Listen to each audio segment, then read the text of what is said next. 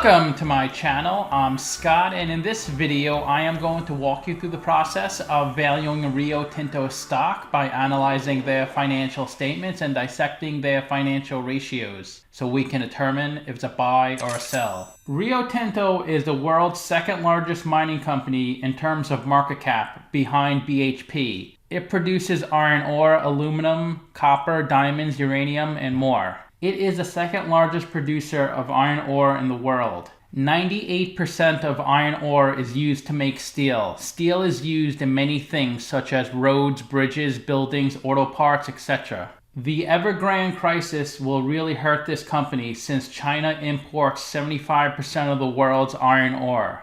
Evergrande has $300 billion worth of debt, which is 2% of China's GDP.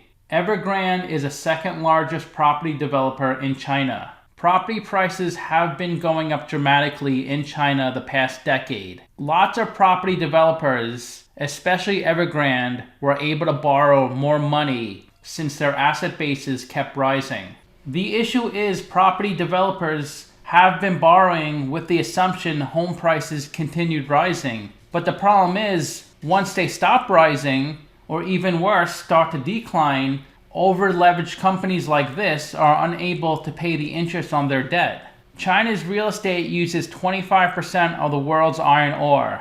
If there is a recession in China, that could have a severely negative impact on this company and other companies that mine iron ore. 20% of their revenue comes from aluminum. Aluminum is used in bike frames, ladders, mailboxes, staples, nails, computer parts, golf clubs, sinks, faucets, window frames, aircraft and spaceship components, and so much more. The company is headquartered in the UK and was founded in 1873. It went public in 1988 and currently trades on the New York Stock Exchange, London Stock Exchange, Australian Stock Exchange, and the Xetra in Germany. Let's get started with the model. This is a large cap company, 107 billion market cap. They're trading at $66 a share and they have 1.6 billion shares outstanding. Let's look at the financials. The way you value a company is you estimate the free cash flows into the future and then you discount those numbers back to today's value. That's what we're doing in this video. And free cash flow is cash flow from operations minus capital expenditures. They have tons of free cash flow from 6 billion way up to 17 billion. Net income is the profit or loss on the income statement. It's revenue minus expenses. And that goes from 13 billion up to 19 billion. Revenue is the sales for the company, and they had their most revenue ever in the trailing 12 months at 58 billion. This is their income statement. The top line is the revenue, the sales. 58% of their revenue comes from China. That's why the Chinese economy is so important for this company in this industry. Iron ore makes up 59% of their revenue. It was 45% in 2018. They're not making much more iron ore than they were before. It's just the price of that commodity has gone up so much. Aluminum is a big part of their business, then copper and diamonds, then various energy and minerals. Uranium is a big one. Below revenue is the cost of revenue. So their cost of revenue wasn't picked up in Yahoo Finance in the trailing 12 months. These are the expenses directly related to generating the revenue. The cost to mine the products, the cost to transport them, and also the cost of labor. Revenue minus cost of revenue gives you your gross profit, and below that is operating expenses. Depreciation is a big operating expense for this company, and then below that is operating income. And that went from 12 billion to 29 billion. Below that is the interest they pay in their debt, and that was only 560 million in the trailing 12 months. It was around 900 million in 2018 and 19. And then the bottom line of the income statement is their net income, and they had their highest net income ever at close to $19 billion. This is the company's statement of cash flows. The top line is operating cash flow. That's how much cash the company generates from its operational business. You could think of operating cash flow as net income converted to cash, because net income is your accounting profit or loss. It's not actual cash. So they generate a ton of cash flow, $24 billion. Even before the trailing 12 months, it was still pretty high, 16 billion, 15 billion, and almost 12 billion. Some companies can't even generate 12 billion of cash flow in 50 years of operation. They're doing it in one.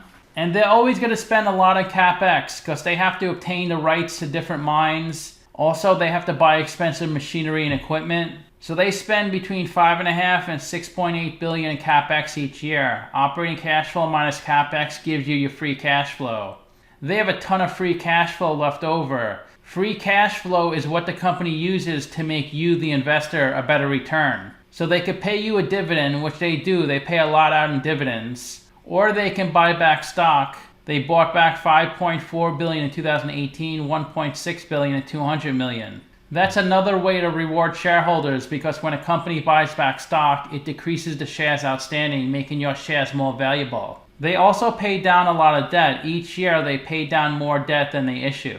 This is the equity section of their balance sheet. They have 53 billion of equity. They raised $8 billion from selling their business, and they profited $33 billion from running their business. Retained earnings is a sum of all your net incomes minus a sum of all your dividend payments. They also have 12 billion in other reserves that wasn't picked up in Yahoo Finance. So in the equity section of their balance sheet, they have something called other reserves of $12 billion. This is the difference in price between a nominal value and issue price of a rights offering. This is just a different way to raise equity. It's the same thing as issuing stock, a rights issue. So a rights issue gives current shareholders the right to buy stock at a discount, but it's only for a certain period of time. This, of course, will dilute the current shareholders. Sometimes companies have to be creative to find ways to raise capital. This is just another way.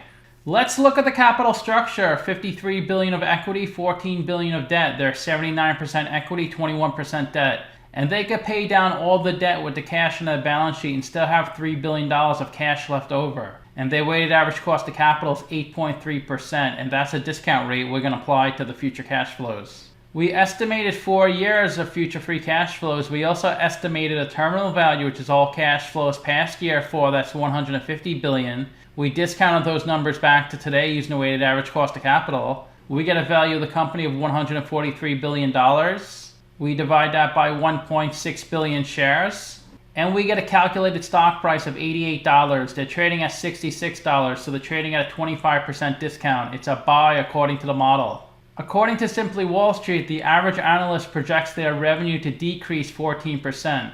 To project their future revenue, I decreased it 14% each year for the next 4 years. And to get their future free cash flows, I needed to figure out what percent of their revenue they convert to free cash flow. So I summed up these 4 free cash flow numbers and I divided by these 4 revenue numbers. And that came out to 23%. So they convert 23% of their revenue into free cash flow. So I multiplied each revenue number by 23%. That's how I got the future free cash flow numbers. Simply Wall Street values the company pretty much where they're trading at right now. 4 analysts priced this stock and the average price target was $88. This is where the stock has been trading the past 12 months. So in May was its peak at close to $100. That was also the peak of iron ore prices. They hit about $220 in May, its highest ever. And since the company sells more iron ore than any other commodity, their stock price movement looks fairly close to the iron ore prices. The reason iron ore prices have been decreasing so much is because of lower imports from China. But aluminum prices have just kept going up. So the company may start developing more mines for aluminum and less for iron ore. The company already spent tens of billions of dollars in the mines it currently has, so it can't just switch over to aluminum. It can do it gradually over time, but it still has a lot of mines for iron ore. But it's impossible to predict a commodity price, just like it's impossible to predict a stock price.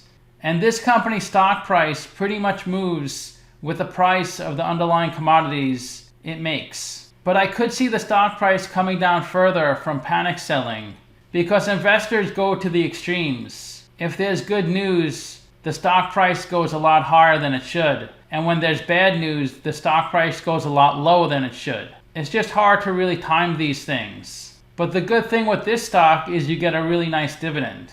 They paid some really big dividends in 2021, $4 and $5.61. $5.61 is the biggest dividend they've ever paid, and their dividend yield is nearly 15%. The reason the dividend yield looks so high is because the stock came down the past few months. As the stock price gets lower, the dividend yield gets higher. So don't expect a 15% dividend yield in the future. but they normally pay a really nice dividend, much higher than the average in the industry and the average in the market.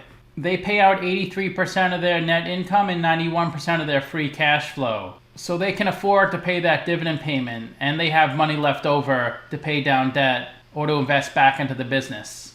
Their industry pays a 3% dividend. They're much higher than their industry. Analysts are projecting their dividend to decrease to 12.6%, which is still really high. They have a pretty low beta, 0.59, so the stock moves about half the market. It's not volatile. The stock's gone up 12% in the past 52 weeks, but if you add that dividend, it's closer to 25%. While the S&P went up 32%, the 52-week low was 55, the high was 96, and the stock is trading below its 50-day and 200-day moving average.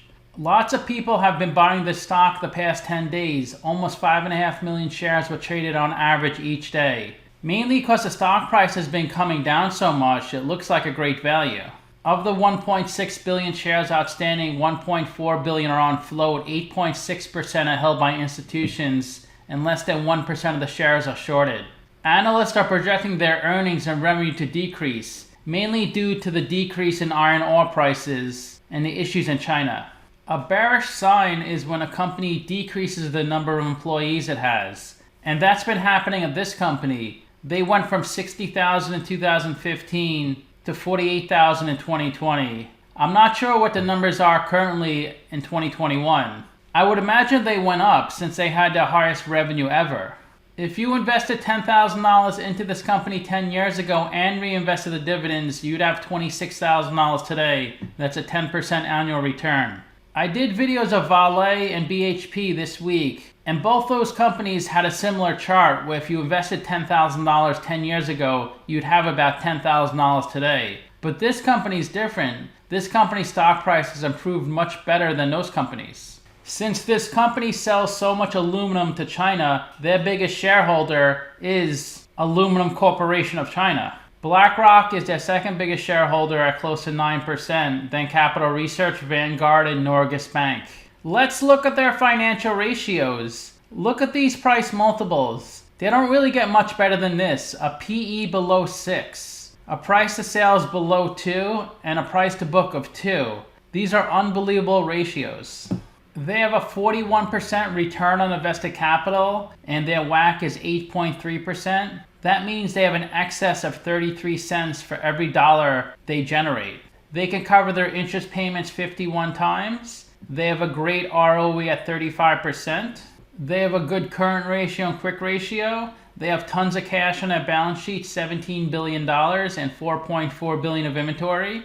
They're well capitalized. They had $17 billion of free cash flow in the trailing 12 months, $14 billion of working capital, and they paid out $16 billion in dividend payments. So they have over $15 billion of funding. The best way to look at ratios to compare them to companies in the same industry. I've done videos of 9 companies in the same industry as Rio, and if Rio has a number in red, they're worse than the average. If they have a number in blue, they're better than the average. So they have amazing numbers. Everything is better than average except current ratio, but they still have a good current ratio. They pay the highest dividend, almost 15%, over 100 billion market cap. They're the second biggest on this list. BHP is bigger, and their price multiples are unreal. Vale's price multiples are a little better, but still, it's just unbelievable how well these companies have been doing in 2021. So to summarize, I have them trading at a 25% discount. On paper, this company looks amazing, but you have to remember, when we look at ratios, we're looking at the past, not the future. Unfortunately, my crystal ball broke, and it's in the shop, so I can't predict the future in this video. But if you could predict the future, it may look different than the past. But for some reason, people invest in companies that are really struggling because they think they're going to improve a lot in the future, which of course is possible. But I'd rather bank on a company that already did it in the past at one point, so I know they can do it in the future again. And the fact that their stock price is coming down now may be a great time to buy it. Could you imagine the people who bought this stock 10, 15, 20 years ago? They're probably getting a dividend yield over 100% because their cost basis is so low at this point and the dividend is so high. So this company checks all the boxes right now. Going forward, who knows what can happen. But it seems like the demand for commodities gets higher and higher the more advanced and developed we get as a society. If you're looking to get exposure into different commodities, then going with a major mining company like this, or BHP, or Vale are your best choices. I ranked their free cash flows, revenue, and ratios 10 out of 10. So let me know what you think. Give this video a like, subscribe, or comment below. Also, if you'd like to get a custom valuation or just support the channel, you can become a member by clicking on the link in the description below. Thanks for watching.